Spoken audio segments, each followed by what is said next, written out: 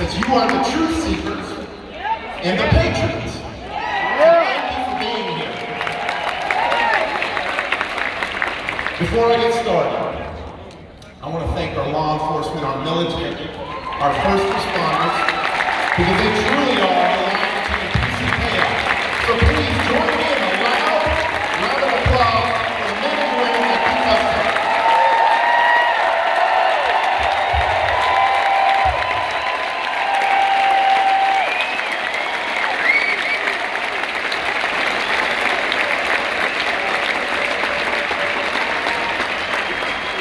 And lastly, we have a hero in our midst, and I don't know where he's sitting at. I think he's over here. We have a bona fide World War II veteran, 95 years young, Mr. David Shea. Thank you, sir.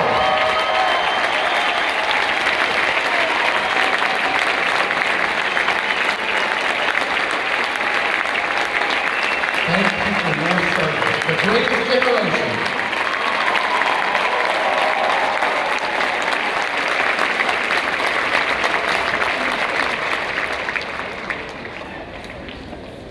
Let's get loud. Let's let them know Oklahoma's leading the way to turning this country around.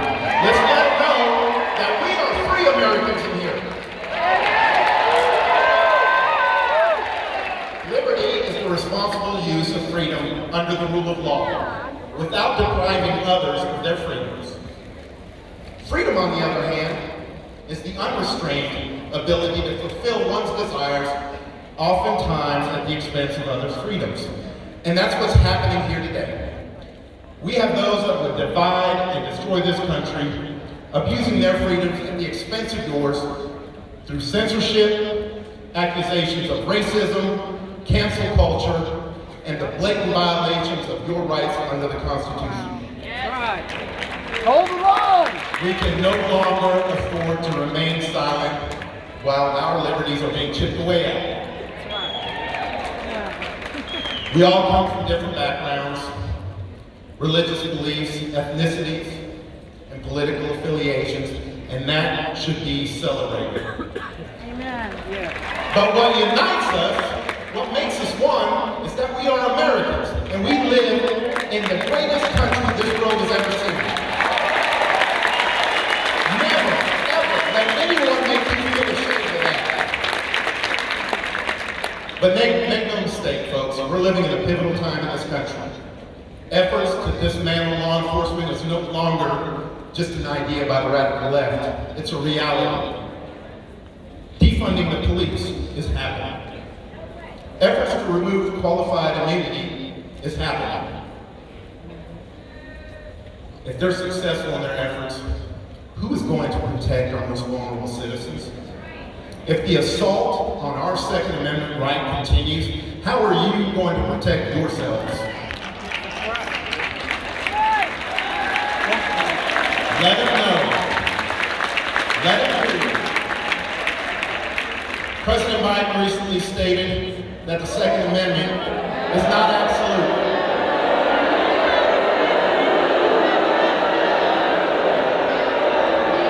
Let them hear you, Oklahoma.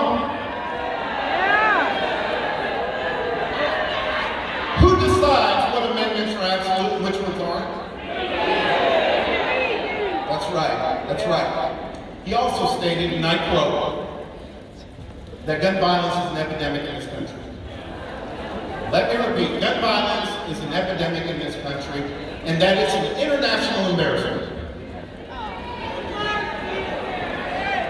What you don't hear, and I think is critical to point out, is that you don't hear a plan about how to address the criminal element who's causing that epidemic.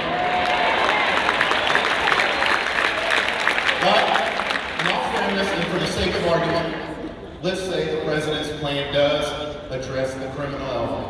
And here it is, you decide. Passing universal background checks, banning stabilizing braces, passing red flag laws, and of course, banning quote-unquote assault rifles and weapons of war. I don't know if I need to ask this question. special way. Who do you think that plan impacts more? The law-abiding citizen or the criminal? Criminal. I think it's crystal clear. You, the law-abiding citizen.